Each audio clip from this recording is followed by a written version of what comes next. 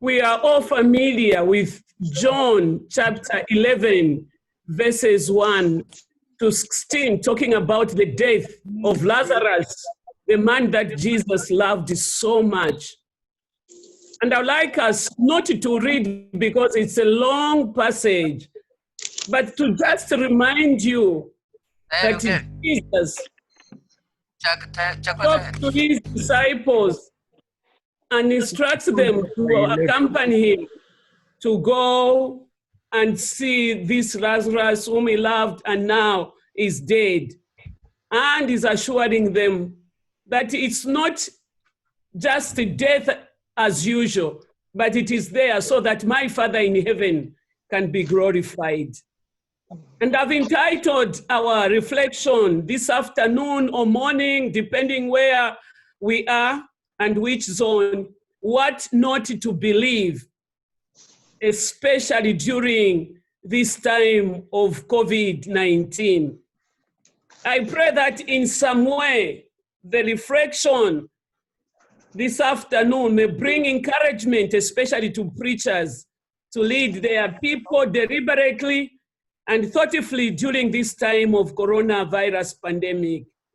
The First and Second World War profoundly changed the 20th century. It changed the world's social structure.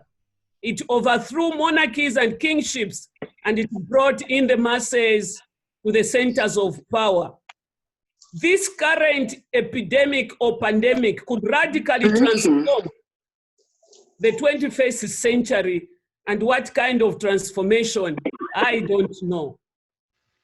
There is fear and panic caused by the fast spreading coronavirus in many great nations, which has given weaker nations the opportunity to find themselves at the center of world power, while the leaders of the great nations grapple with the uncertainty accompanying the virus.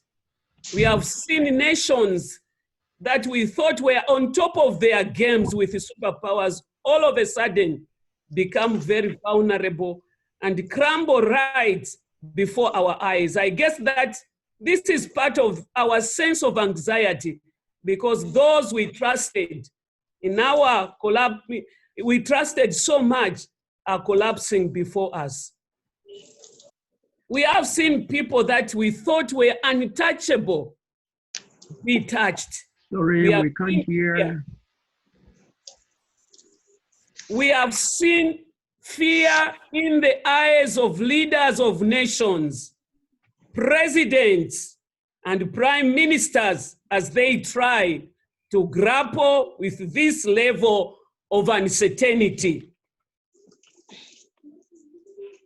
Precious Lord, here we are at half of yet another year. A year filled with chaos and distractions.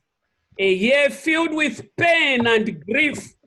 A year filled with trials and tribulations. A year as jam-packed with endless activity as any I've ever known. In the year 2020, are we together? Yes, we did not expect this. Yes. We did not expect this. Schools canceled, restaurants ordered to close, churches mandated not to gather physically. The governmental decrees and the subsequent social disturbance resembles stories we have heard from past times. Though unforeseen, these events are not unprecedented for the church. For the first time in history, I've heard church buildings being closed. The church, from her earliest years, has responded to plagues and epidemics. The church's response to such events has led to much of our growth. The coronavirus does not produce the extensive danger of the outbreaks in the Roman Empire in the 2nd and 3rd centuries, or the barbaric plague of the 14th through 16th centuries. However, COVID-19 is real and people are becoming sick, and some are dying. Over 200,000 cases or deaths worldwide. It should go without saying that we should take the coronavirus of 2020 seriously. The media has disseminated the world with information about this virus. Wherever you go, people are taking measures.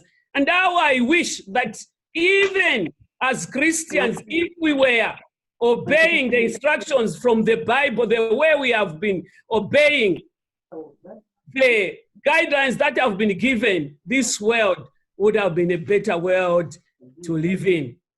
Right now, Christians have the opportunity, just as they did during the plagues and epidemics of history, to distinguish themselves from the world. It is our collective responsibility to lead the flock during this pandemic. For that very purpose, competent and responsible citizens teach their people biblical doctrine and resultant application weekly. It is our responsibility to prayerfully imagine how a biblical text and the truth about God and man therein results in a gospel-motivated response of loving God and loving neighbor, even when they are talking about social distancing. Somebody joked and said, this time around, it's divided, you survive, and united, you die. But we can't live by that because of the social distancing that has been introduced because of COVID-19. In times like these, we need very, very big imagination. Preaching leadership at this time can take various forms. Some may decide to take a break from their current sermon series to address the issue. In contrast, others might choose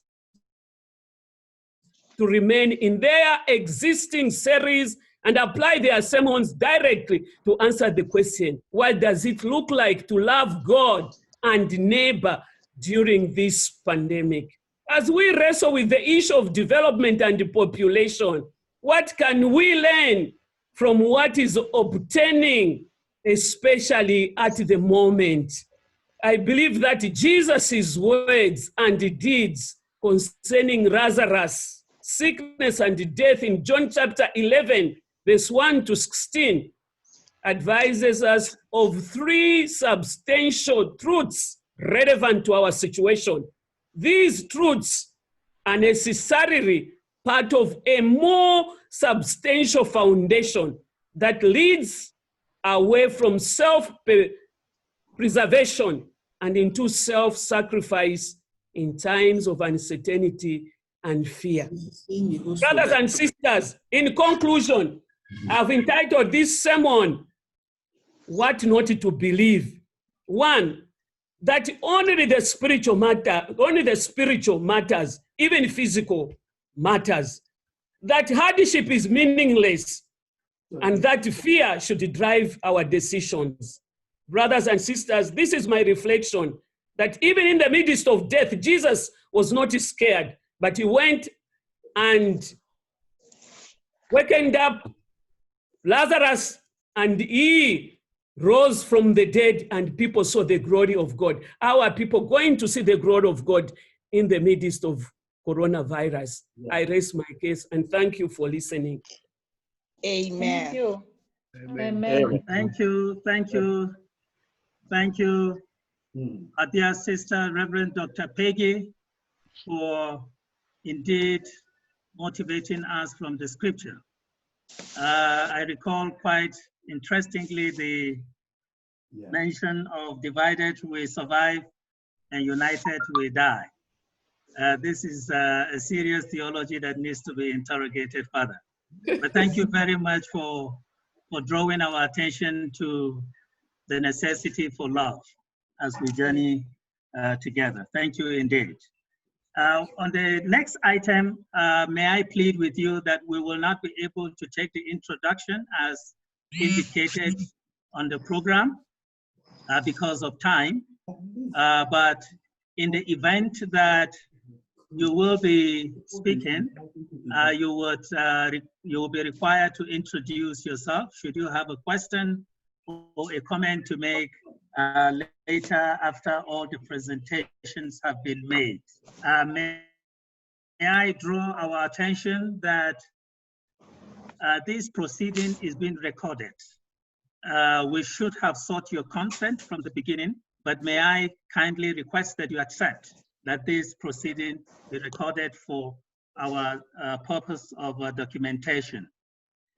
And again, when we get to the point of interaction, so we would offer another guideline that will enable us to participate actively without any form of commotion in terms of indicating your interest to speak. May I then, on behalf of the team at AACC, the General Secretary would have done that, but he is our keynote addressee. I would want to welcome you most sincerely, our leaders, your eminences, your graces, your lordship. Permit me that we would adopt the polite protocol of addressing each other as brothers and sisters at this level, so that we don't get ourselves into trouble with protocol. So I welcome you most sincerely to this conference, and I hope that it will be something that after the end of this conference, we would rejoice that indeed we have achieved that which we have set to achieve. We are gathered virtually to interact on the question of population growth in Africa, a challenge or a dividend, a demographic dividend.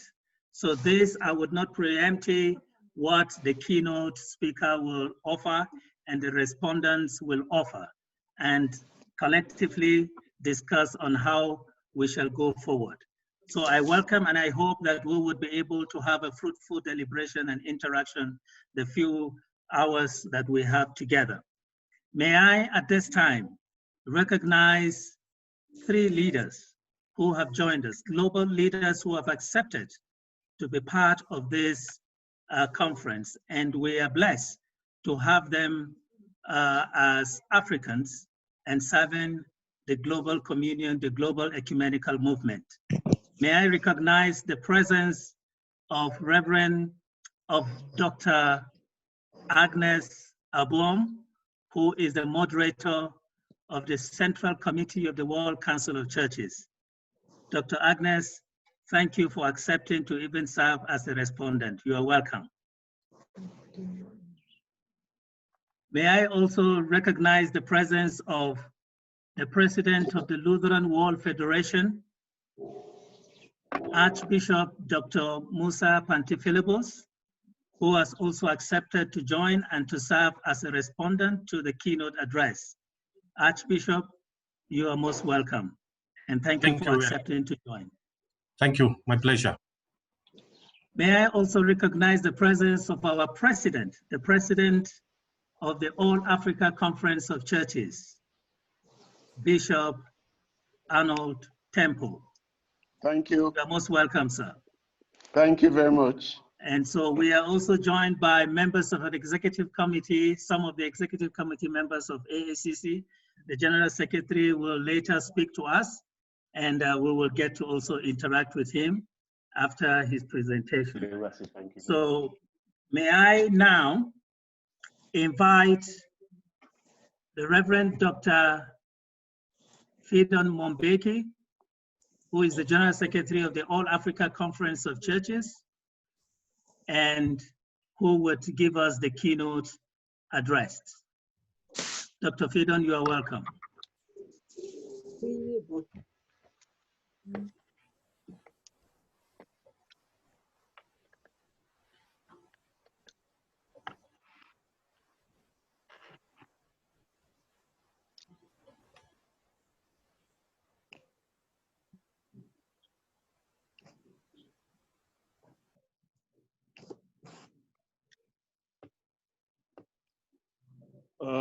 I can't hear. I can hear too. Dr. Fidon, we can't hear you. We cannot there is hear no- you. There is no sound coming. Yeah. Okay. Apparently, our technician didn't put the. Can you hear me now? Oh, Yes. okay. Yes. We can Now hear we you. can. Yes. Okay. I just said that I'm greatly honored, and I would very much like to thank all for accepting to be part of this webinar. I was a little bit overwhelmed by the high-level nature of the participants, and it means a lot to us at the AACC. I have maximum 20 minutes, and I was taught that if you speak longer, it means you think others who are speaking after you are less important. So I would stick to 20 minutes. Maximum. Very good. But at the same time, we decided to send the presentation to you earlier on so that you may have a look and also even develop your own reactions or responses to it. So let me start right away after thanking you by saying that population and development is complex. It has been studied by many people with so many different theories, whether it's good or bad to have high population or low. But in our view is that when we look at the rate and the speed of development, of growth of population in Africa, we think the facts are disturbing. For example, the population growth in Tanzania, at the time of independence, we were 10 million. And now we are 60 million. Nigeria, I saw there were 45 million, 1960. And now 200 million. Now the question is this type of growth and this speed of growth sustainable in the long run?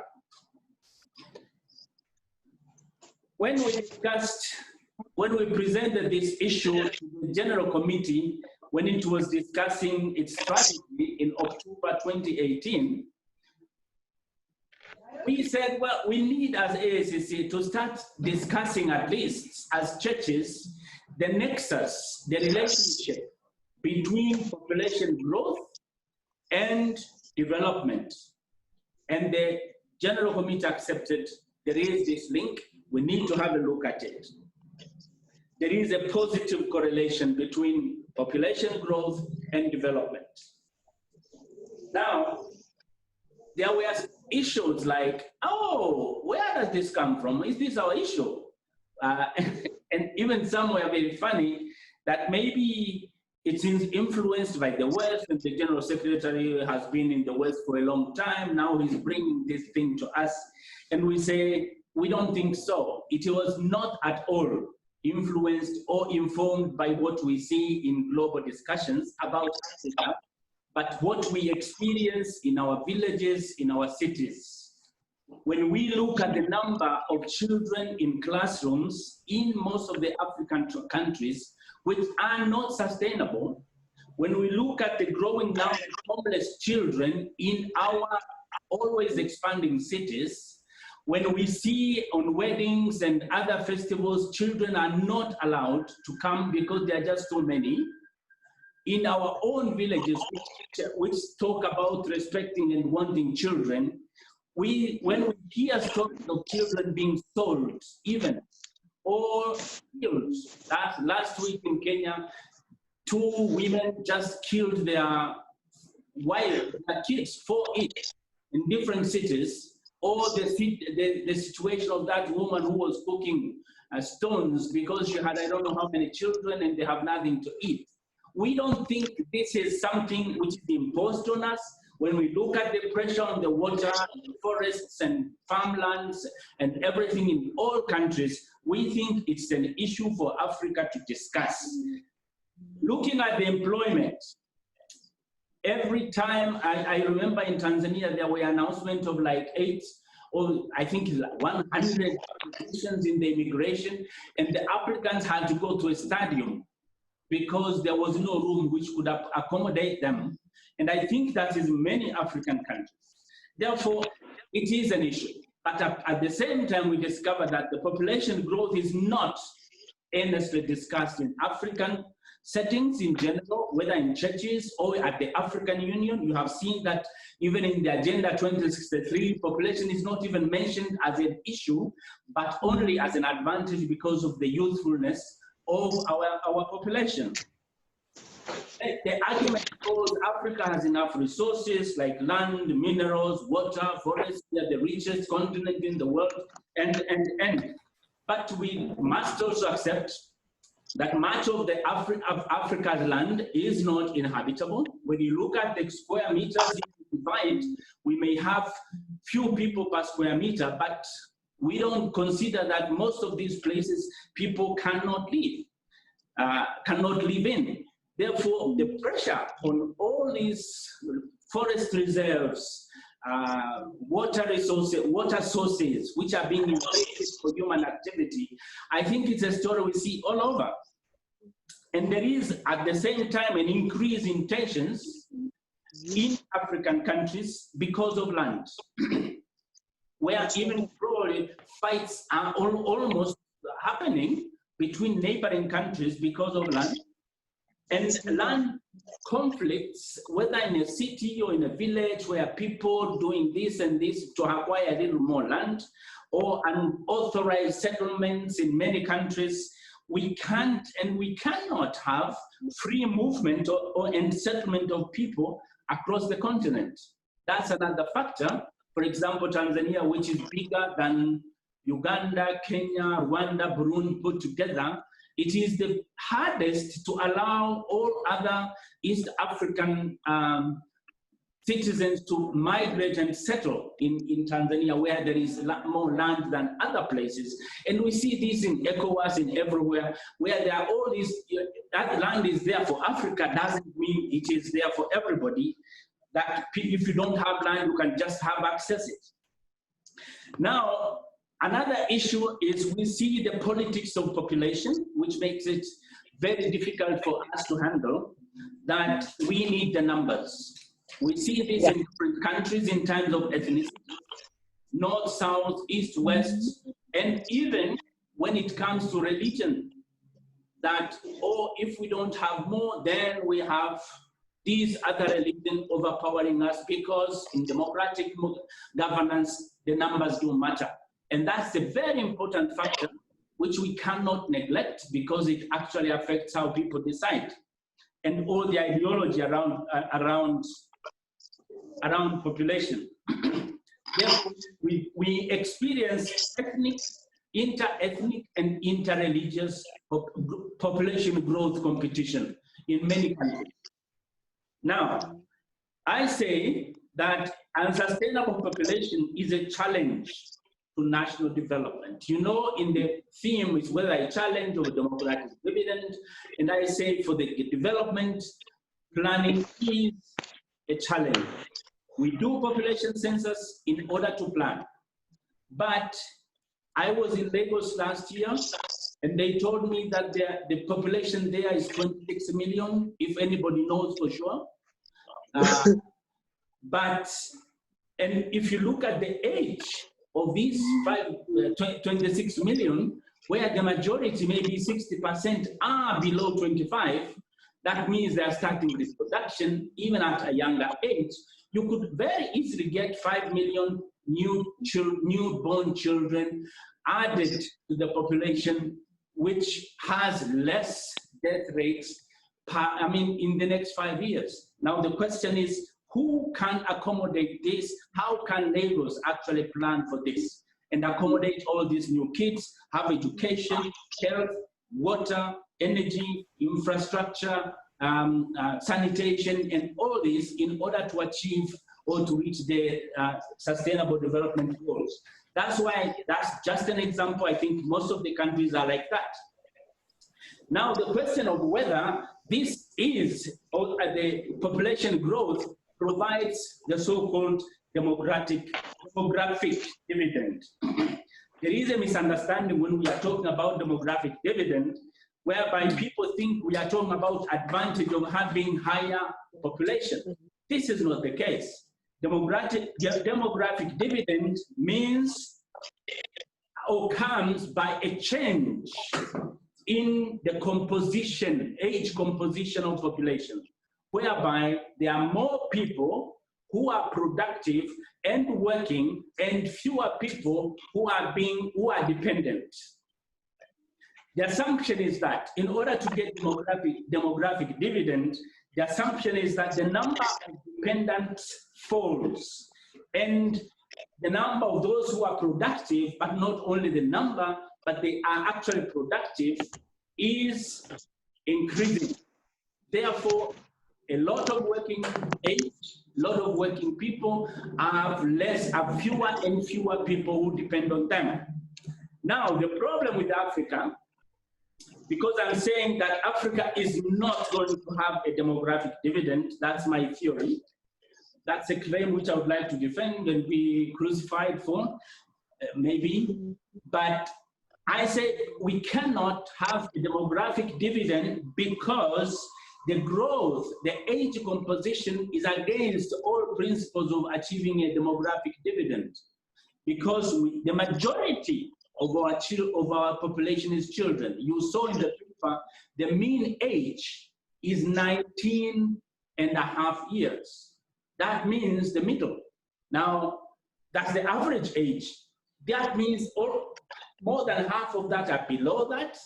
Now, all these are dependent. If you have more than half of the population dependent, and then, of course, you have older ones, I don't think this age composition leads us to a demographic dividend. Now, these children, we have seen, especially in COVID period, are becoming parents as well. So you have lots of children who are not productive and also having children, becoming also, they're dependent upon by other children. Therefore, a large population of dependents is of no economic added value to be seen as bringing a demographic dividend. You need a youthful population which brings a demographic dividend, but which is only possible if these youth have gainful employment. Now we know that is also a problem, that most of these youth now until the age of 30, after their university education, most of them cannot be absorbed by the job market. Therefore, without a falling death rate, without a fully employed big group in the middle, with all these children, there is no way we are going to have a demographic dividend. I gave an example of China, which is very many times quoted as an example of how a big population is an advantage. Well, look at the statistics. In 1980, China had 1 billion people with the fertility rate of 5.5 children per woman. In 2020, it has 1.4 billion with the fertility rate of 1.7 children per woman. Africa, on the other hand, in 1980, we had 180 million only. And now, we had a fertility rate of 6.6 children per woman, and now we have 1.3, just 100 million below China, but still with a fertility rate of 4.4 children per woman. And we can see the difference in economics. Of course, I have to note here that I don't think the fertility rate of 1.7 is sustainable even for China. They need a little more to go a little higher because this is not sustainable and they're already facing problems. But that doesn't mean the 4.4 fertility rate is sustainable either. Now, my other question is whether this is an issue for churches. Why are we discussing this? Is because our goal as AACC is to raise the issue and encourage churches at least to think about it from our own experiences. The number of classrooms we need for Sunday school, how many times we need, even to even expand our churches, not because we have new converts, but because we are having many children baptized and things like this. And the issue of population and development has wrongly been confused with issues of human sexuality and gender justice. But we should get away from that temptation. But I want to say, we think the church must get involved because these issues of population have strong theological foundations. Population growth is a direct result of reproduction. And reproduction is a subject which it has a lot of faith and theological convictions. Now, our proposal as AACC is to discuss about population issues, not only focusing on macro numbers, that we have 200 people in Nigeria, 6 million, 200 million. Those numbers can be very misleading. We think if you want to be serious, it is important to approach the issue based on our families.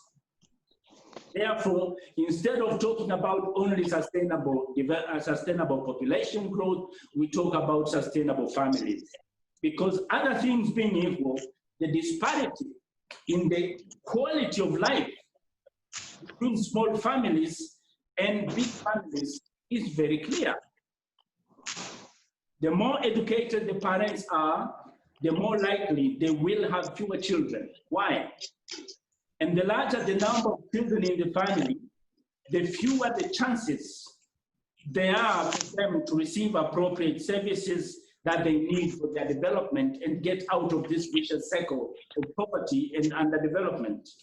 Therefore, we think through sustainable families, every country will achieve sustainable population growth. Now I end by a few theological questions to consider, which we hear very much. There is this one, there is a command of God, be fruitful and multiply and fill the earth.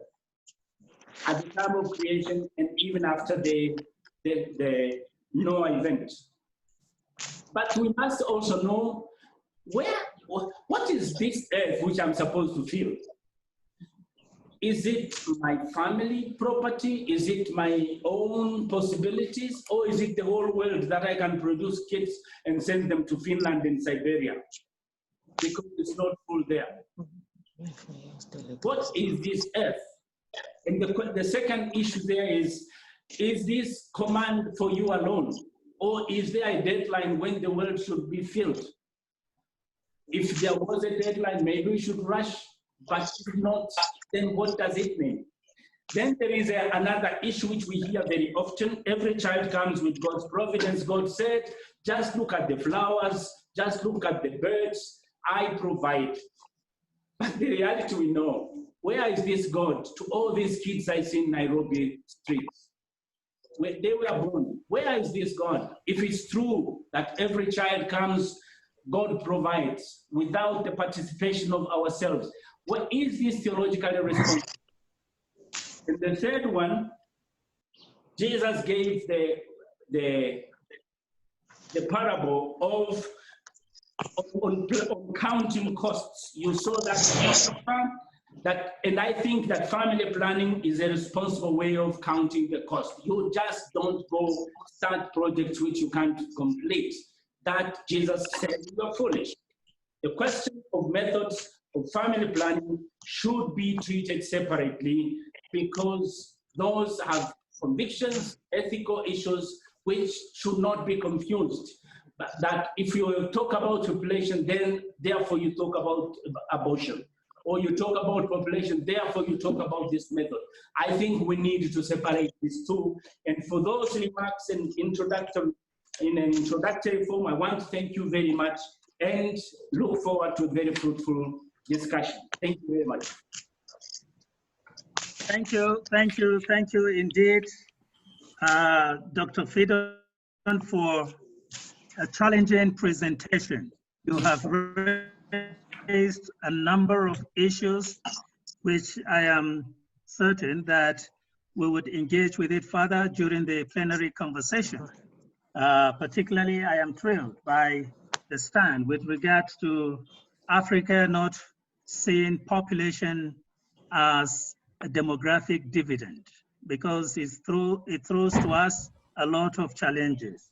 And of course, the biblical dimension, where you have lifted a number of biblical texts that are often misinterpreted, misapplied, and misused in order to offer motivation for population increase. But this, we would look at it during our conversation. So thank you on behalf of the entire group. I want to thank you for such a challenging presentation. May I also convey the apologies from Reverend Dr. Samson Ayokule, who is here with us, who was to say the opening prayer. He came a bit late because he was in another meeting, but thank you, Your Eminence, for joining. And to also appreciate our brother who is currently the program executive for Africa at the World Council of Churches, Reverend Dr. Wushishi, who has also joined us. Now we will, without further delay, go to the next item on the program, which is a response from key personalities that we have identified to respond to the keynote address. And I will now invite Dr. Agnes Abuom, who would be the first respondent to the keynote address. Dr. Agnes, the floor is yours now. Thank you. The image of Thank you, Reverend Peggy, for lifting up the spiritual aspects. Thank you, General Secretary, for persisting on this issue. I'm grateful for the invitation to participate in this very critical topic of population. I have three issues that I would like to lift up as we move forward on the question of population. The General Secretary clearly says we don't need to really look into the external factors. Therefore, I think going forward, there will be need for the churches to interrogate internal factors and external factors that play into the population agenda in Africa. Can you hear me? Yes. Yes, yes, yes. Yes, yes, yes. Clearly. Yes. Number one, we need to debunk the cultural idea, value that children in Africa are a social security for parents.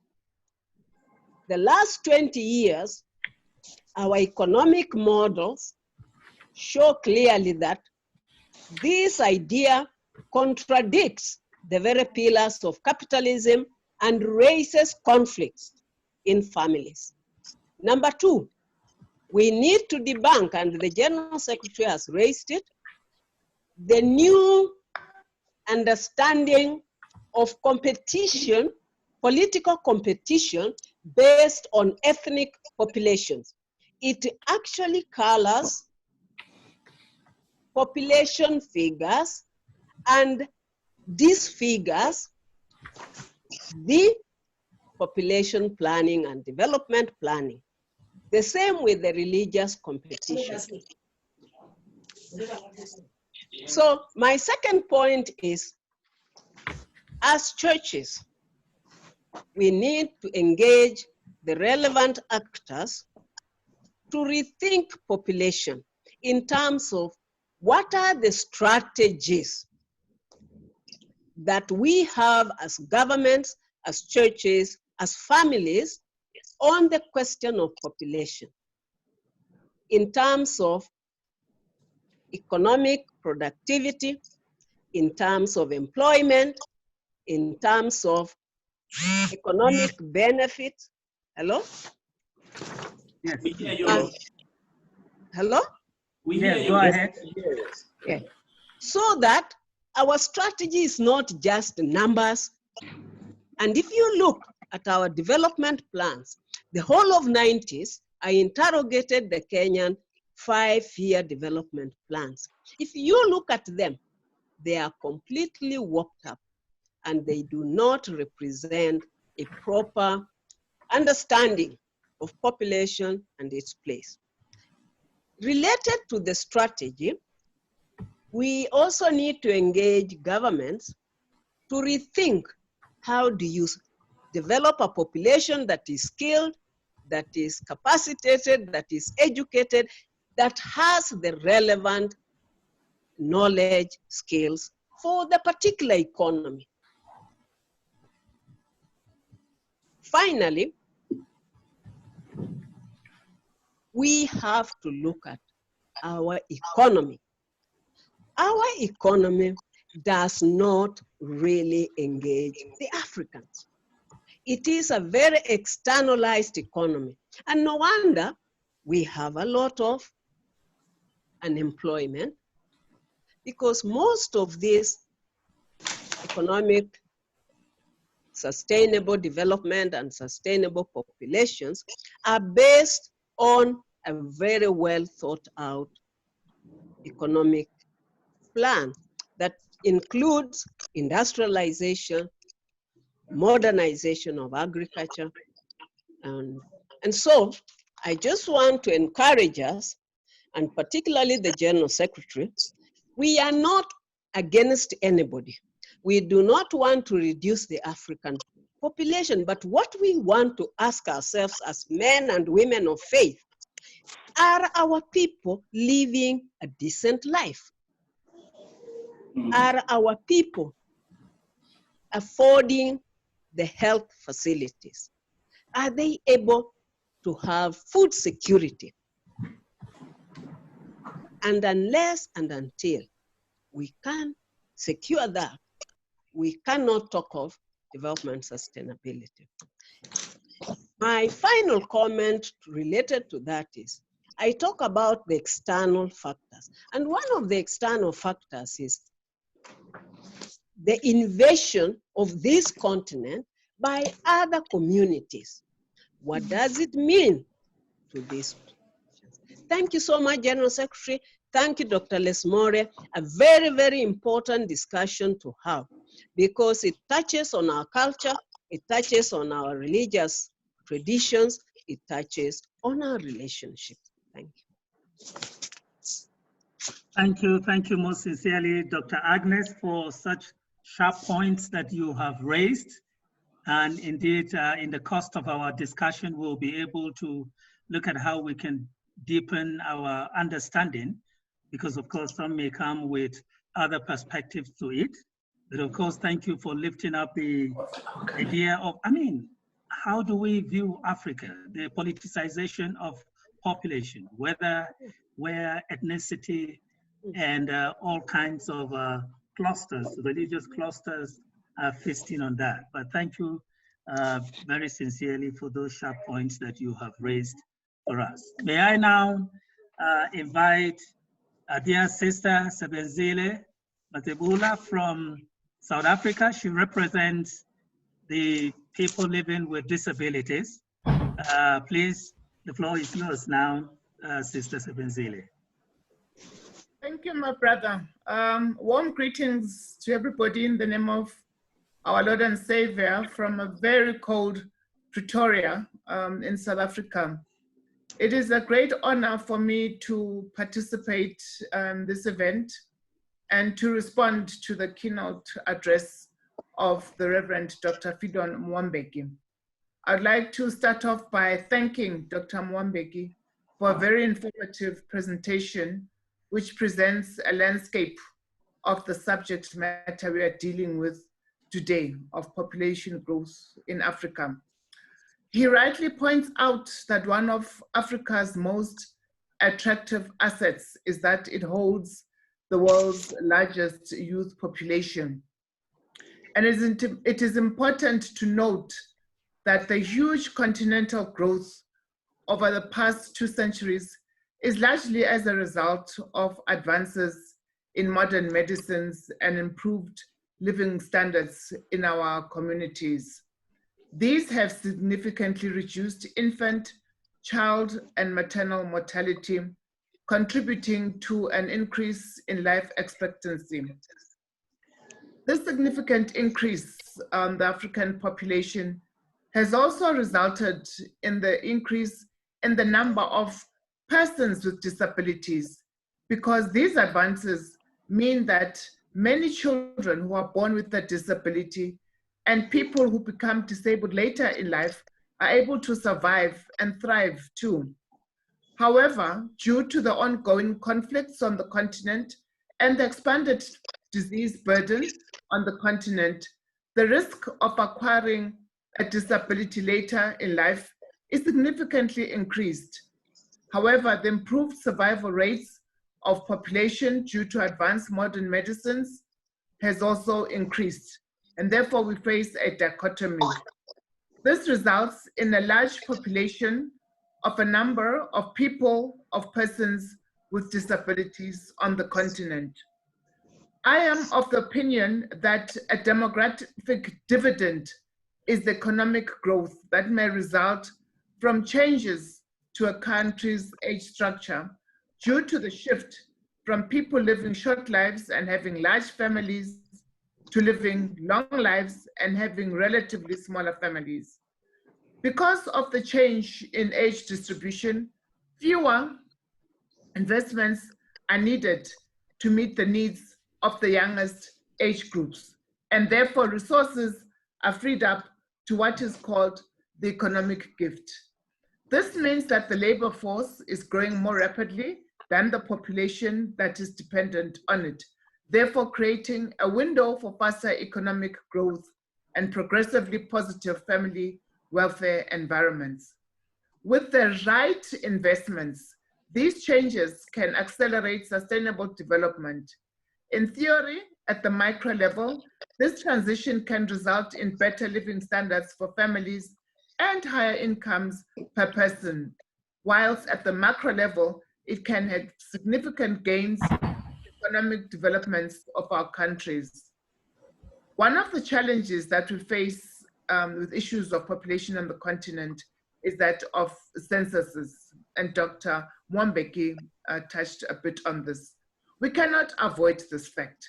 When current countries have proper census information collection, then we have a basis to go on for being able to look at what the economic characteristics of the population are, and therefore being able to plan, budget, benchmark for industry, resources, and.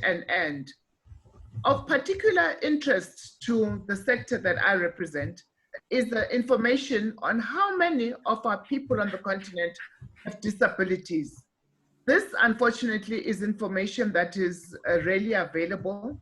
Even if it is available, the data is not disaggregated according to factors such as the types of disabilities, the prevalence across regions, the causes of disabilities, and therefore we need to go back and impress on the importance of this data gathering. I wish to point out, my brothers and sisters, that persons with disabilities have great potential to being part of the viable and yieldable socioeconomic power to bring about a development on the continent. We have a responsibility as the church to ensure that we coordinate and provide for access to services for people with disabilities, protect their rights, and promote the dignity of people with disabilities. I further attest that one can clearly attribute population growth in Africa as both a challenge and a demographic dividend. For one, as a challenge, I refer to the burden placed on the national fiscus as a result of the needs of the populace of persons with disabilities, which cannot be overlooked. These issues include managing the disease burden, providing reasonable accommodation, assistive devices, rehabilitation, and for the promotion of rights of persons with disabilities. But as a dividend, persons with disabilities have a great potential to be contributors to the fiscus of our very economies that on a daily basis we are complaining about. With the advent of meaningful and effective rehabilitation processes, which would provide for assistive devices, good quality education, persons with disabilities are now more able to contribute, and they want to contribute to the economy and therefore become a demographic dividend. Therefore, of the two, the challenge is a dividend.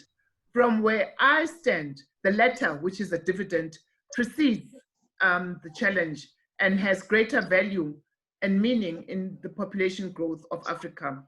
However, my brothers and sisters, the challenge is the role of communities in enabling persons with disabilities to be able to take up their rightful place in society.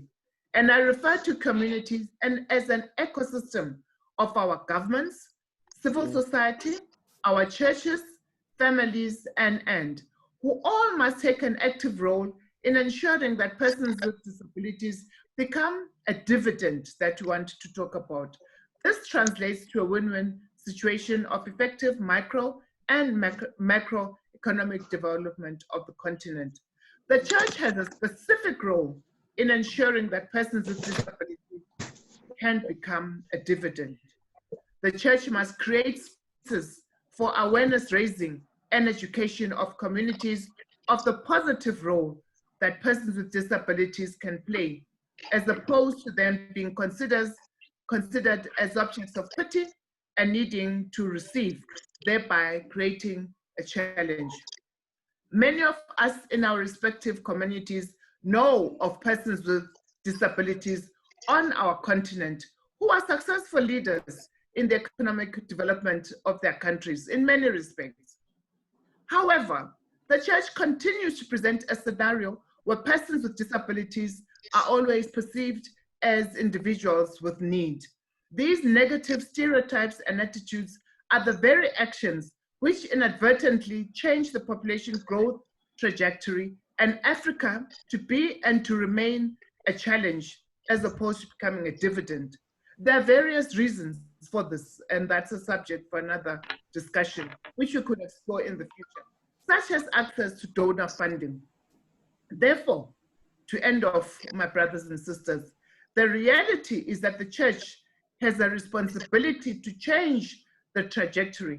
Otherwise, the church remains complicit to destroying what can change from a demographic challenge to a demographic dividend and positively transform Africa's economy.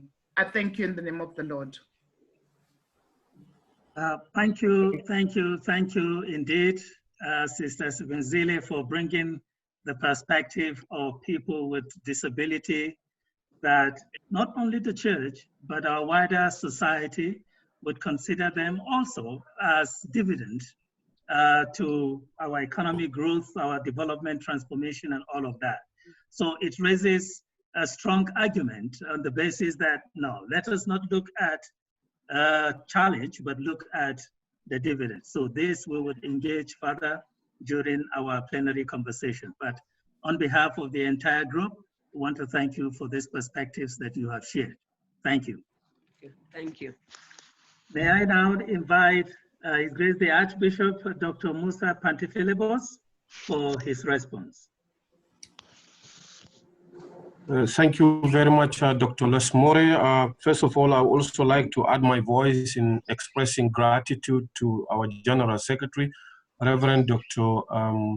Mwembeki, for bringing up this issue and facilitating the conversation. I wish to apologize that I missed a little bit of Dr. Abuam's presentation, but also the beginning of our sister Sebenzile. Nonetheless, I would like to highlight some few issues in this discussion or to facilitate our conversation. In the first place, I would like to acknowledge and affirm that the issue of population growth in Africa is a church matter. It is a matter that the church must now begin to engage more concretely and explore ways to be a key stakeholder in the discussions regarding this matter. And the church has a great role in changing the narratives about a population.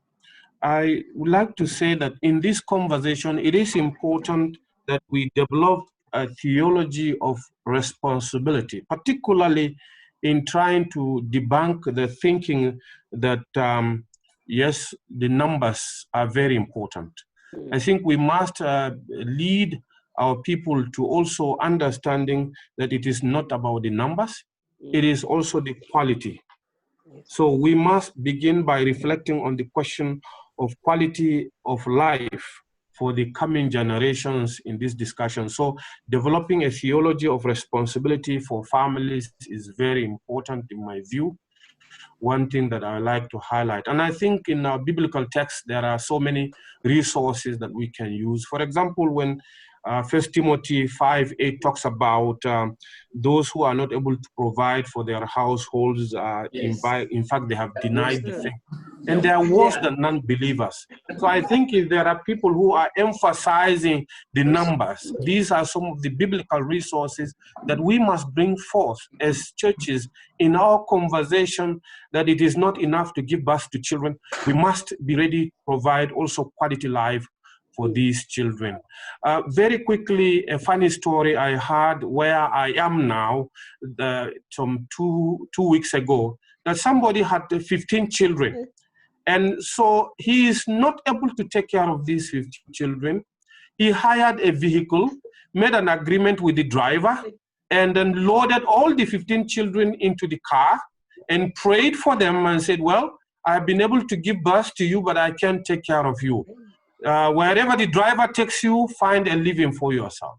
I think there is no irresponsibility under the sun than this one. So the church we must develop theology of family responsibility. Second, we must demystify the notion that Africa is rich and therefore we have a huge land. And here I totally agree with Dr. Moembweki in his own statement about this. We can assume and say that Africa is rich, we have a large land, but we must also ask the question, to what limit can the land that we have accommodate?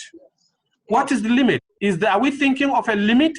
Because the land space is not going to expand in any way. So we will continue to grow, but the space called Africa will never expand.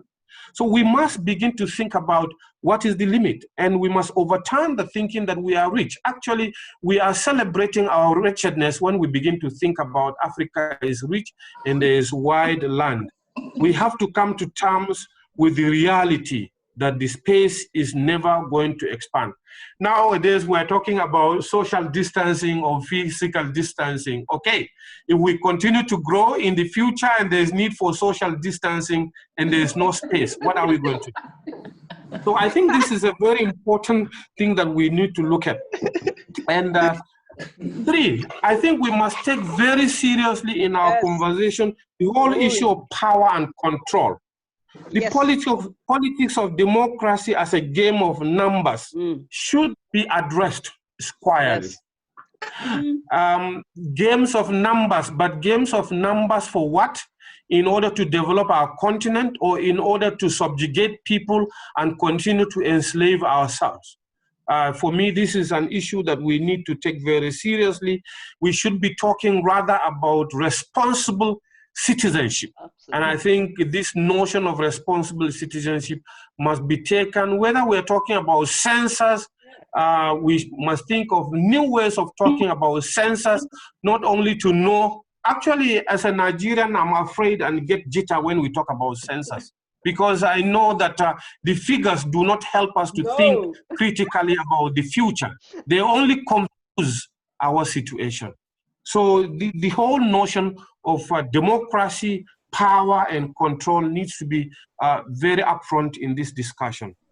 And next to that, I would like to call for the AACC to accompany us in developing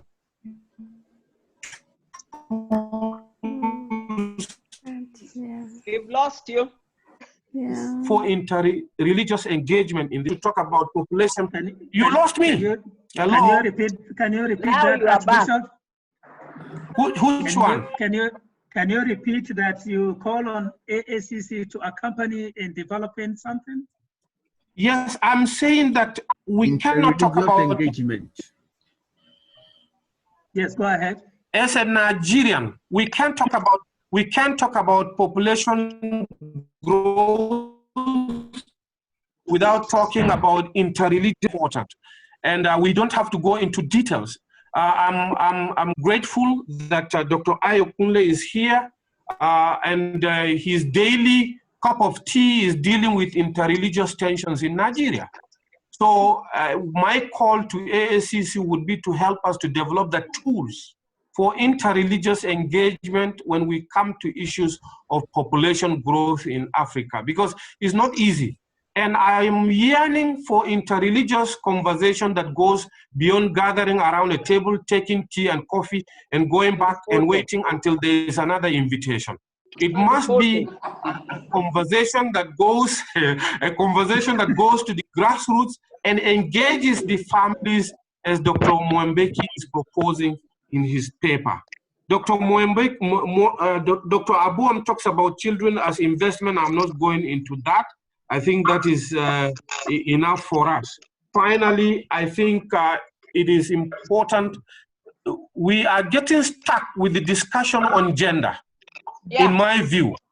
And in order not to confuse this discussion, I think we need to bring back to the table the whole issue of the education of the girl child and the boy child equally. Because you can't deal with population issue when the girl child is not educated, when she is not empowered, when she doesn't know how to talk about her issues, when she doesn't know how to deal with issues of birth and all of that. I know that that is controversial, but we can't. We have to bring it back onto the table on our way forward. I think these are just few remarks that I will wish to share with you. And once again, thank the AACC for taking the lead in this conversation, and I look forward to engaging at a more practical level. Thank you very much. Great. Thank you immensely, Archbishop, for a powerful response. I mean, all the responses we have received so far have been great, have been thrilling, they have been challenging. Because the question of we need theology of responsibility brings about responsible citizenship, equality of life, and all of these are trajectory, or we have seen synergy from the beginning of the keynote, all through the responses that we have so far received. So thank you, Archbishop, for accepting and for also giving us a serious food for thought as we discuss further on population in Africa, whether or not is a challenge or a dividend. So thank you most sincerely. May I now invite, we will not talk about population without hearing the voices from the young people, the youth, who we always would say the future of our continent. But they are here. It is not even about the future. It is even about the now. And you cannot talk about the future without them being involved. You cannot talk about them without them expressing their own perspectives. So we will listen to two youth. Hello? We'll hear Michelle. Oh, can you hear me? This is Joyce. I can hear you. Oh yeah, sorry. Before we get to the youth, yes, I'm so sorry, Joyce. Actually, it's supposed to be Joyce, who is an activist, a practitioner in that area. May I kindly invite our sister Joyce Stetner to give a response before we jump to the two youths as we draw to the close of the responses. So thank you, Sister Joyce, for drawing my attention. I thank you. Thank you very much, Dr. Lesmori. I am just going to attempt to talk about three issues regarding population and the dividend issue. One has to do with migration. How has migration increased Why is it that we are witnessing so much irregular patterns of migration? It is as a result of population outbursts and the fact that the structures and systems are not supporting the number of young people that we have and the work that they need to do within the countries in which they are. And so they are migrating to other countries. Indeed, you talk about the skilled ones, they are also going. And so we need them to develop in our countries, yet they are going to seek greener pastures. And it is due to the fact that they don't find themselves useful in Africa. And it is something that the churches should rise up to and find ways and means of complementing efforts of government. You have seen that our population is now growing rapidly. In fact, 500 million in 1990 to 1.341 billion in 2020. And we are having a very youthful population, and indeed making reference to General Secretary's comment that we have a very youthful population.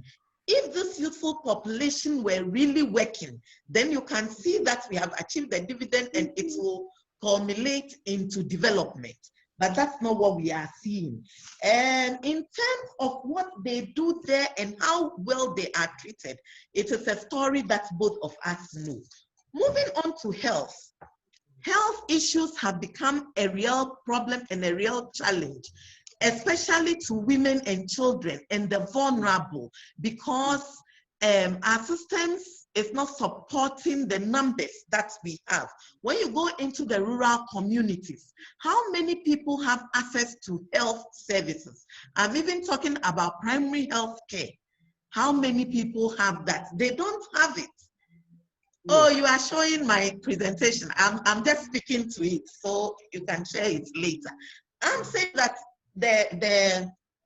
the health system is not supporting the number of people that we have.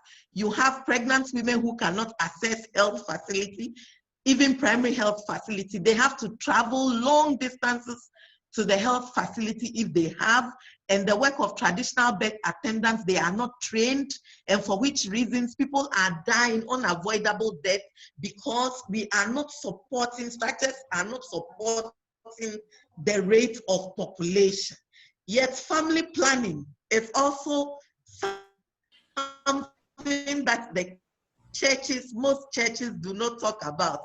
And I'm very happy that the General Secretary has mentioned that it should be a discussion for another time. How do we reduce what we don't have the structures to support them? Why should people be dying of malaria at this time? Why can we not treat tuberculosis at this time? Things that should not, diseases that should not be killing people are killing people because we are too many and our structures cannot support. The last speaker also mentioned that Africa is not growing in size, but there are so many people feeling it. So you look at what urbanization is doing to us. Everybody is in the urban communities, and so we are not really looking at the unserved communities. Education. Coming back to education, in Africa, I talk about Ghana. Now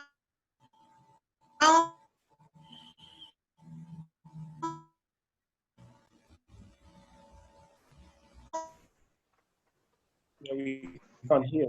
We can't hear you. No, we can't hear you. Network is down. I guess so. Joyce, we can't hear you. You can't hear her. Hello, Joyce. Joyce, 3 years in senior high school per one government, 4 years in senior high school per the next government. It goes back to 3 years again. So there is you can't hear me. Yeah, you can repeat on the point you talked of Ghana. Because my microphone is on. Maybe repeat on the point about in your.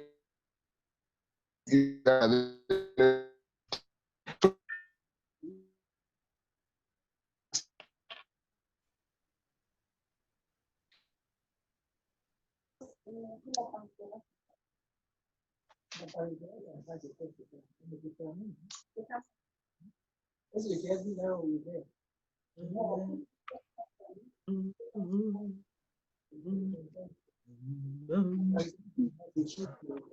hear them. Is Can Joyce you back? hear me? We can Yes. start. Yeah, now we can. Now we can hear you, Joyce.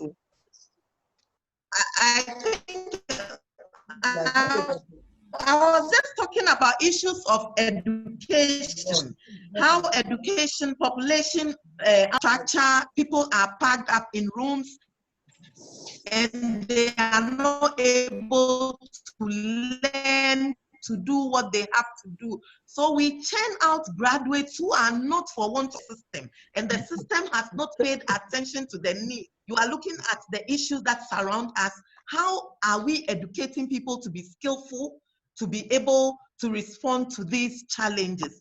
The churches must rise up to complement government and play advocacy roles so that issues of population will become issues that they will use in planning. What do we use the census to do? You conduct census to plan for health, to plan for education, and to plan to get industrialized communities in the rural communities so that people will stay there and they will find themselves useful. At this point, I wish to ask, how can we as the church respond to the issues of population as to whether it is helping us? How do we complement the efforts of government? I want to thank you for paying attention to me. And I'm sorry that I think I got lost in a number of things. Thank you very much. Thank you most sincerely, Sister Joyce, for lifting up key areas 3, particularly you mentioned about migration, you mentioned about health, you mentioned about education. These are critical. We must take them as challenges to the population growth, whether or not, because of the huge number of young people going out, leaving their home countries in search of greener pasture. And all of those, many have lost their lives in the Mediterranean Sea, many have lost their lives in the desert, many have lost their lives in the Gulf states, and all of that. So thank you for lifting up these 3 critical areas and leaving us with the question, how can then the church engage intentionally and deliberately with the question of population growth in Africa? Thank you very much. Thank you. Yes, Joyce, you wanted to say something? No, I said thank you. Oh, okay. Very I'm good. fine. May I now invite our youth so that they would give us their own perspective. How do they see population growth in Africa? Would now invite Michelle for her presentation. Michelle, can you introduce yourself a bit? Good afternoon, everyone.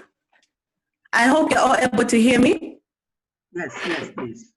All right, thank you. My name's Michelle Chowehachapika, and I'm the National Youth Coordinator for the Council of Churches in Zambia. Hello? Yes, please, go ahead. All right, I'll try to stick to my time. I've been given 3 to 5 minutes to speak on behalf of the youth on this very relevant topic this afternoon. So first of all, I'd like to thank God for this opportunity that I've been awarded to speak on behalf of my fellow youths on our continent. May I also just say all protocol observed to our organizers, my fellow panelists, and everyone who is attending this important webinar. When I was given the invitation to respond to the keynote speech, that was very insightful, by the way. Thank you very much, man of God. I decided to do a bit of research on this topic, and a lot of issues came up. So clearly we can see that as young people, we seem to be both victims and part of the problem of population growth in Africa, because it seems majority of the issues are centered on our needs being met, whether our needs are being met or not being met because of the increase in population on our continent. In my country, Zambia, we currently are at a population of 18 million, roughly, as someone had spoken, even our census is not that trustworthy, unfortunately. And we have seen an increase in urbanization from 35% in the year 2000 to 65% in the year 2020. We have also seen that the number of children that women are having has decreased from the year 1990, from 6.6 children per woman to 7.7 children per woman. May I submit that this increase is a decrease, yes, but it is not sufficient. When you look at our history as a country, you find that the issue of having children in our culture, it was seen the same way, similar to Christianity. It's a blessing, and my tribe, to be specific, Tonga, were farmers, and so they used to have a lot of children in order to have free labor. More children in those days meant that more food security. Unfortunately, this is not the scenario in our day now. And we find that such kind of mentality is leading to people having children that they cannot take care of. People are having children, they know they are living in a one-room house, and they are going to go ahead and have 10 kids there and say, this is a blessing from God. God is going to provide for my children. These children are going to keep me. But I would like to pose the question, how are children whom you cannot feed supposed to keep you in the future? And we see that there is an increase of even street children on our streets today. And these children are now a ticking bomb. Can you imagine a 10-year-old who is addicted to illicit drugs? What kind of an adult are they going to be? What kind of a person are they going to be by the time that they are 30 years old? Are you sure as a society you are going to be able to control these young people? I do not think so. Another challenge we have seen, I don't want to get political, but the fact of the matter is our infrastructure is so pathetic.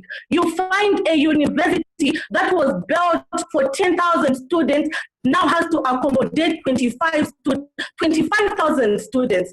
A hospital ward, which is supposed to accommodate 10 patients, is now accommodating 50 patients. This is the reality, and we are having patients in hospitals even being put in the corridors. You know, it's totally pathetic.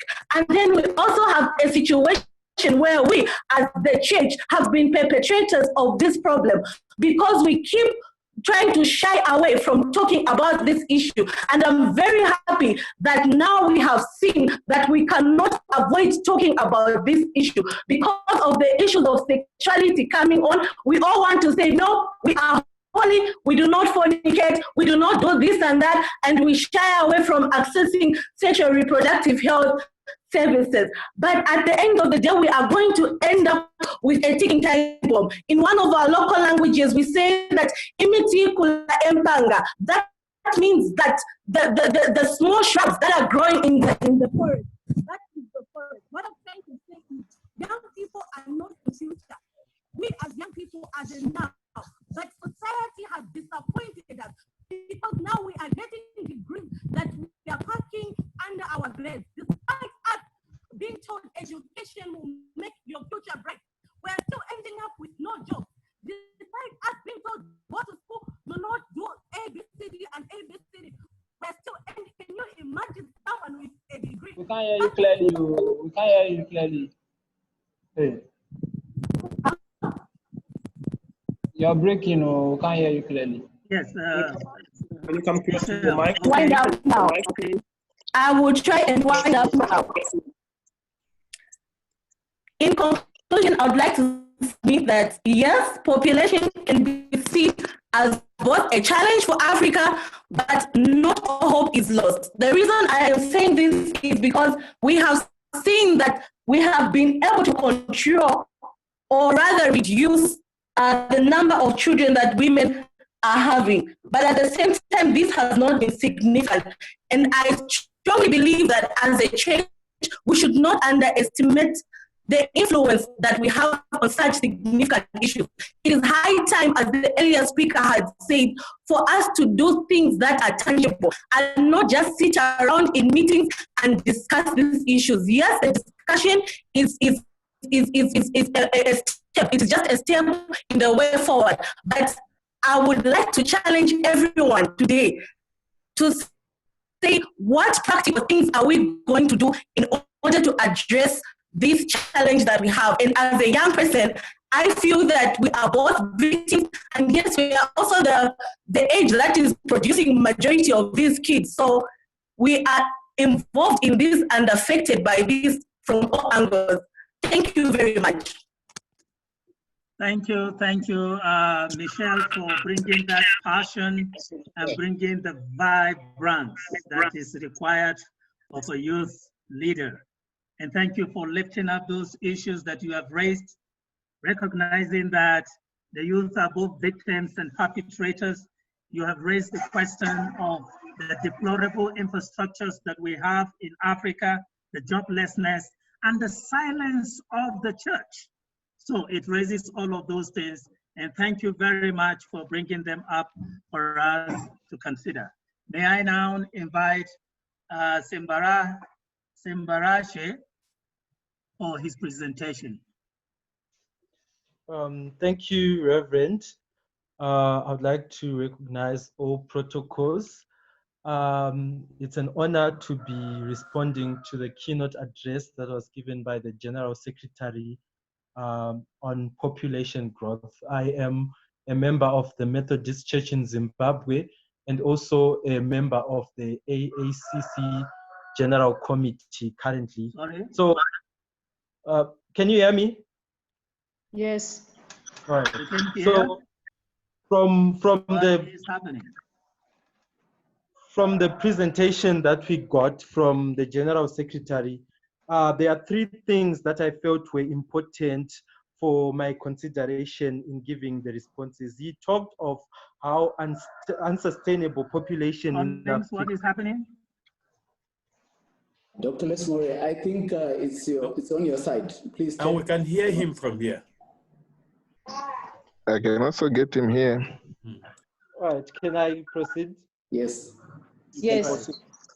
Okay, thank you. So three things that were key from Dr. Fidon's address on population were unsustainability of the population, its challenge on national development, and the third thing that I thought was key was on how sustainable population can be best achieved through sustainable families. So firstly, I want to highlight how sustainability or the issue of sustainability is key to us then having a proper discourse around this issue. Because when you talk of sustainability, it simply means meeting the needs of the present without compromising the ability of future generation to meet their own needs.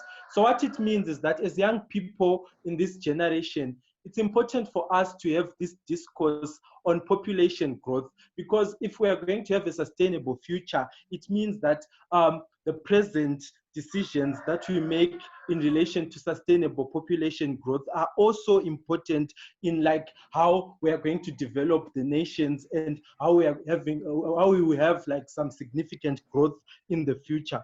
We also need to know that population growth, like what the previous speaker just said, affects young people mostly because when the population is booming and we have a lot of young people, it means that there's a high dependency ratio, there's a strain on the education system and the health system, and there's also some form of unemployment that happens. So because like young people are like the victims of population growth in regards to the services that they're supposed to get, it means that when we are having this kind of dialogue, it's important for young people to be at the forefront of for advocating these issues that have to do with population growth.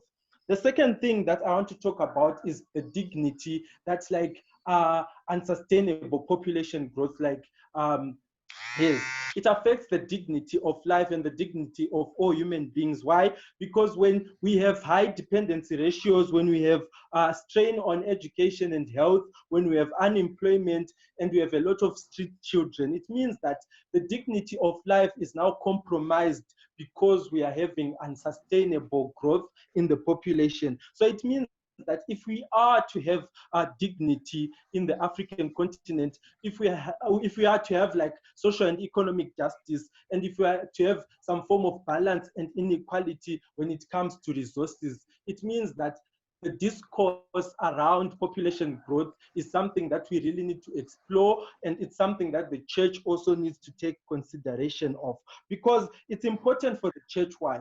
Because we notice, like in some contexts, like for example in Zimbabwe, there are some churches that thrive on like having more children. There are some sectors of religion that like encourage their members to have a lot of children, and they ignore the implications that this has on the economy, on the people, and the implication that it has on the future generation, which makes it unsustainable. So as a recommendation, it's important for us then as churches to have a sustainable growth advocacy framework. Why is this advocacy framework important? Because the issue of population growth is an issue of advocacy, because it relies on the choices of people to have children, or to have more children, or to have less children. So an advocacy framework would therefore be important for us to have like an advocacy action plan that encourages our members and those we live around to have informed decision and to make informed choices concerning like childbearing and how those particular choices will impact the kind of environments children will grow up in and the dignity that they will have. Lastly, there is great need for us to advocate from the grassroots, because you will notice that people who are well up in society, or people who are rich, or people who like have like the social and economic justice needs met, those people really do not have that particular problem of population, of having a lot of children. You will notice that at the grassroots, where there's abject poverty and where there's a lot of disadvantages in terms of income, that's where the massive population growth is happening. So we need to explore these things, and the exploration comes from a framework that advocates for better choices that people make, because ultimately this is all about the choices that individuals make, and these choices come from like families. That's why I think it's important that the GS mentioned about sustainable families. So in conclusion, it's important for young people to like be key in this discourse about population growth, because we desire a future that is sustainable. And when the population growth does not match with the kind of environments that we are living in, it means that our desire for a sustainable future and our desire for progress is therefore not recognized. Thank you.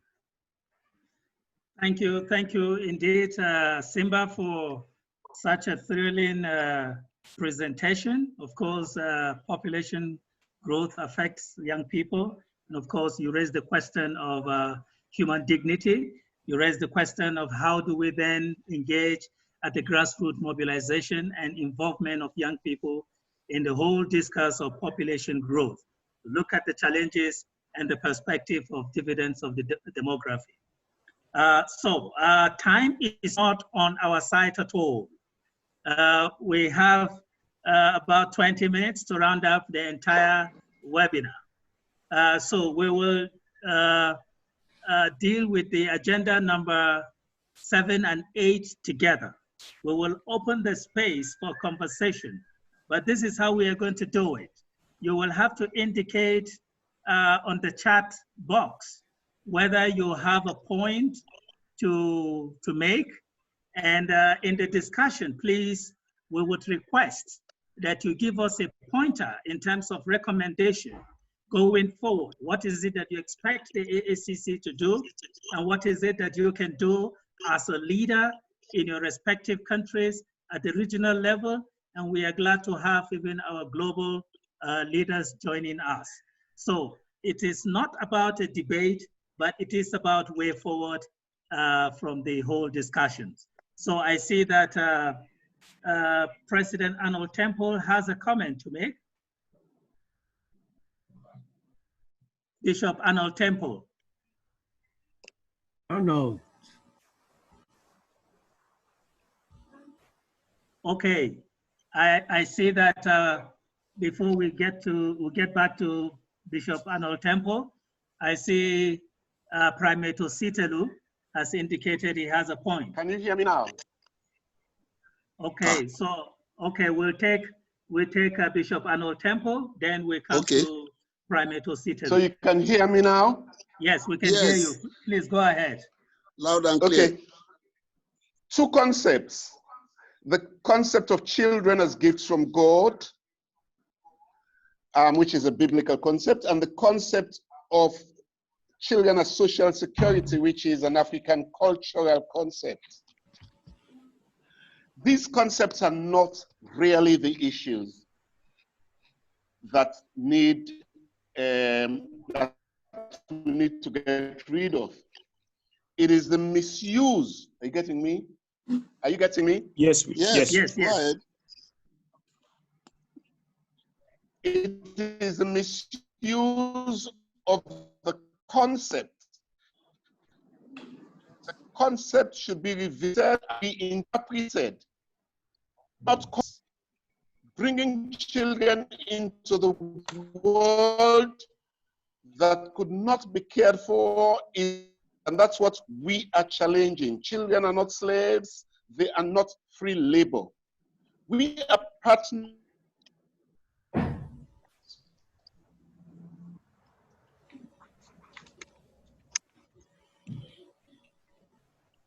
We lost him. Yeah, we can't get it. We lost him, so can we take Primate Ositelu, please? Okay, thank you. Responsible parent.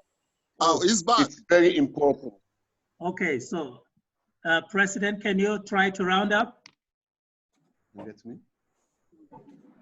Looks like he's off again. Bishop Temple, can you round up? I think Temple is off again. Okay, so let's have Primate Ositelu, 1 minute, please. Okay, thank you very much. Without taking too much of our time, let me just thank the General Secretary, Reverend Dr. Fidan Wombeki, and all the respondents and other contributors. This topic we are dealing with is very germane, particularly for the African continent. We need to, see it from the point of view of development and sustainability, good life and health care. All other countries or continents of the world that are doing well, we will see the correlation between population and growth. We have seen the biblical something according to Archbishop Philibus, 1 Timothy chapter 5, verse 8.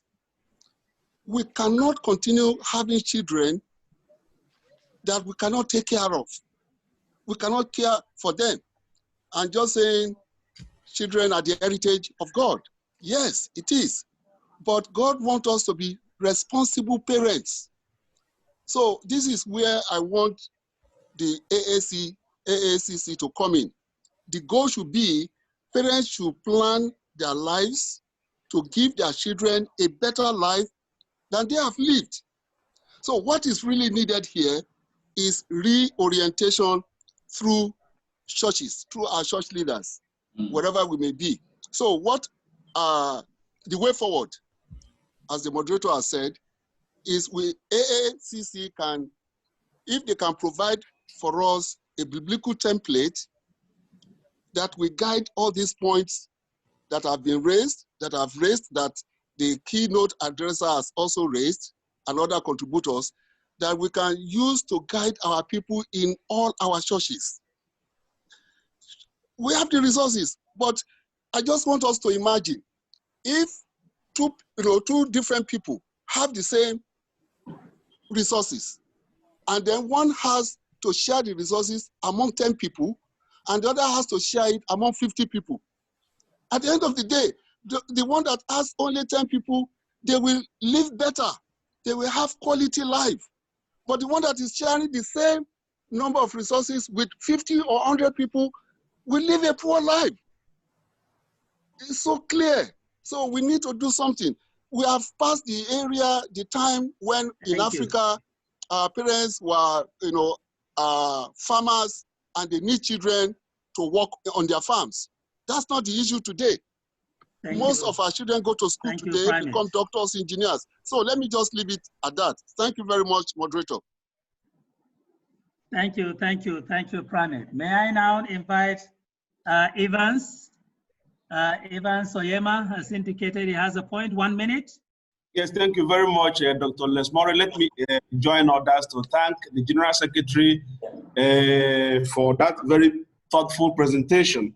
But I'd like to submit that the presentations that we have had is very, very germane for the National Councils of Churches to begin to think around the work that they need to do. I want to recommend as follows, that AACC would help us with the interfaith approach to the issue of population in Africa. And then there is the political dimension, which also we have to tackle. And then the churches will have to play the role of advocacy to national legislative assemblies and so on. And then for us to be able to adopt a legislation on population. This is very, very important. I want to thank you for the opportunity to be a part of the program. Thank you.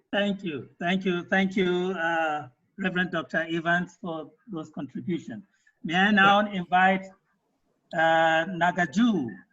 Nagaju has indicated to say something. 1 minute. Yes. I first thank all the presenters, but also I thank the organizers of this webinar. It is so rich. So my point is, the church, we are saying that the church needed to do this, but my point is, the church is not just silent, but sometimes, in most cases, especially here in Rwanda, I am from Rwanda, I'm lecturing at the Protestant University of Rwanda. So in most cases, for example, here in Rwanda, the church is complice. The complicity of the church on the issue of population growth, whereby you find many churches, they teach about God has blessed us with many children, and they reinforce the cultural understanding. How do we go with this issue whereby the church needed to address the issue, at the same time the church is among has a complicity in this issue? My second point is, I recommend the AACC to help the theological seminaries to introduce this theology of responsibility, as Dr. Musa said, Archbishop Musa said. How can we help the institution like theological seminaries to teach this topic from the theological, so that even the pastors should be empowered and have knowledge. Thank you. Thank you very much. May I invite Bishop Agwaje Mensah? Yeah. 1 minute. 1 minute. Thank you. My point is more on the devotion, where our sister made it clear that things that are happening now with the COVID-19, and also the whole idea of the Black Lives Matter coming together at this time means a lot of reflection that we need to do. And I would like AACC to really help us reflect on this, because these things, as our sister said, where the changes like this are the ones that can really bring a real reformation and transformation for the continent. And that will deal also with the whole question of population. So I really wish that we do not let what is happening today, in the sense of the coming together of COVID-19 and the Black Lives Matter, to go away in our reflection. Thank you. Thank you immensely. May I now invite Richie? 1 minute, Richie. Thank you. I would like, can you hear me? Yes, go ahead. Thank you. Yeah, I would like to say that the population issue, the population growth issue is real. And there. And I'd like to advise ACC across the problem and the effects, because I believe the effects are already there. When it comes to DRC, DRC is a vast land and the people are about 85 million of people. And when you talk to people from the ground, they believe that population growth is not an issue with DRC, but the Congolese have to make more children to fill all the empty places in the country. Because when you look at DRC, you have vast lands that are still underpopulated. So you have people saying, let's make more kids to use our land.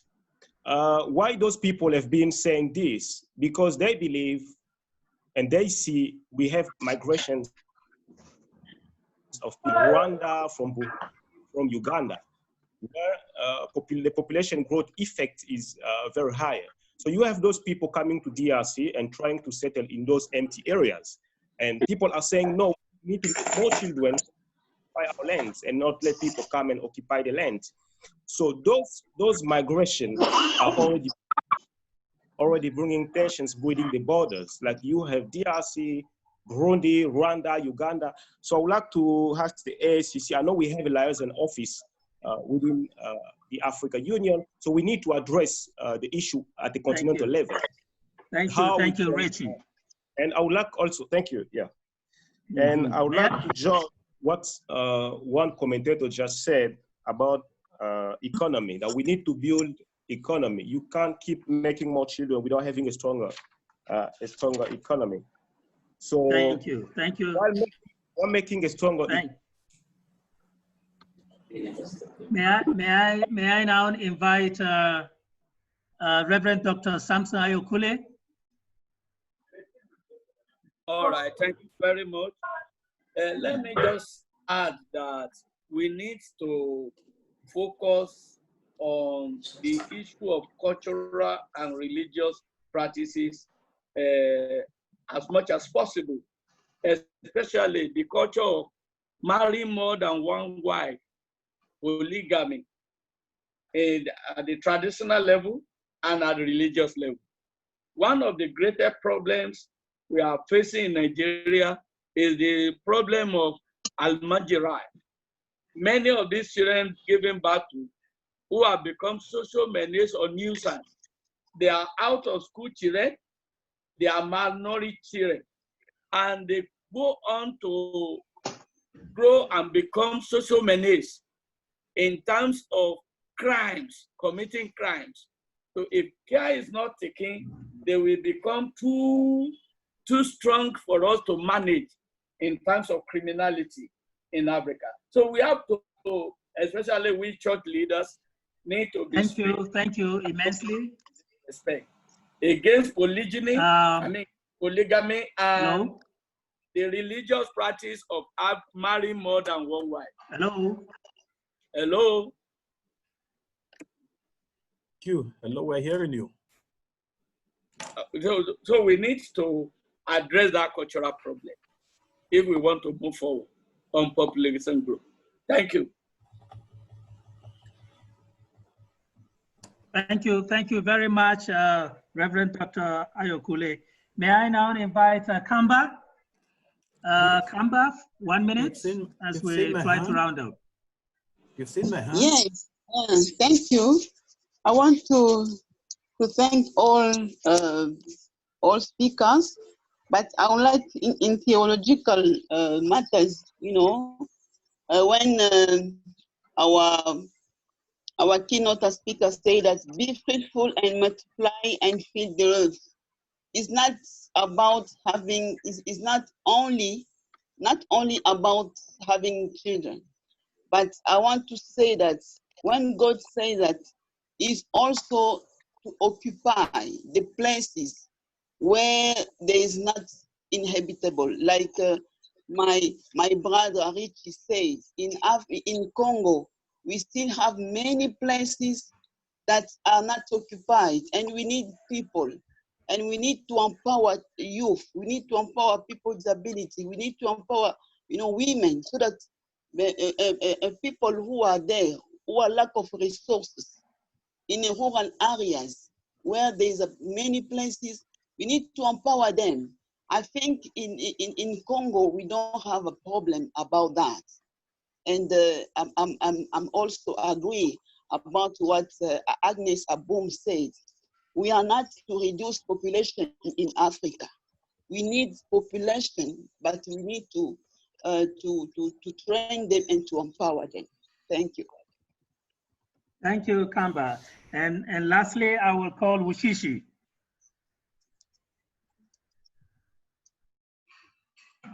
Thank you, moderator, for giving me this opportunity. I also join others to appreciate all the speakers. Briefly, I want to say we also have an underuse of the current populations. It appears the African government have not seen this population as an advantage, as an opportunity. I think there is need to advocate within the AU to see this as an advantage to the continent. Secondly, also, it is very amazing that even in the Agenda 2063, the Africans we want, there is not much mention about the issue of population. I think there will be a very, that is important for the AACC to follow up on this to ensure that this conversation also gets to the level of the African Union. And I subscribe to what the youth person said about who or which the environment that is more affected in terms of this population growth, the rural communities, because those, the literate, those that are the elites, they do not want to, they control either Muslim or Christians. But once we get to the grassroots, as the current president said, you find out somebody has 40 children, 30 children, he alone, how can we take care of them? And there is very need of interfaith engagement, because unless we get it this way, we'll continue to have the challenge. Because when we only focus on the interfaith, it will affect yet the continent and our various countries. I really appreciate this. It's a very wonderful, that is process, and I hope that we'll continue to follow up on this with time. God bless you. Thank you, Wushishi. I see that a number of us have comments to make, we have points to make, but unfortunately we are running out of time. May I kindly request that you send us your points in written form, and we will take that into consideration in our future plan. Before I invite the General Secretary for the closing remark, I want to mention here clearly that this webinar is a precursor for the face-to-face consultation, continental consultation. We are planning, hoping that the new normal will resume and people will be able to travel from different parts of Africa to Nairobi, where we would hold a continental face-to-face consultation. And we are looking forward that when we send you an invitation to be part of that face-to-face consultation, you will oblige us with your presence and join us in that consultation taken forward. So thank you most sincerely. May I now invite Dr. Fidon for the closing remark. Thank you very much, Dr. Lesmore. And I have almost no words to express my gratitude to all of you for your energetic, concerted participation and all these other ideas which you could not hear. But thank you, moderator, for announcing that this is a precursor. We want to say something on the World Population Day in 2 days, which will be prepared by our moderator. As AACC will say something, but we are really looking forward to a much broader discussion, because as you can see, Zoom and all these video conferencing, as much as helpful they are very limiting. That we can't express ourselves, we can't divide into groups and come back and at least have a conversation for 2 days.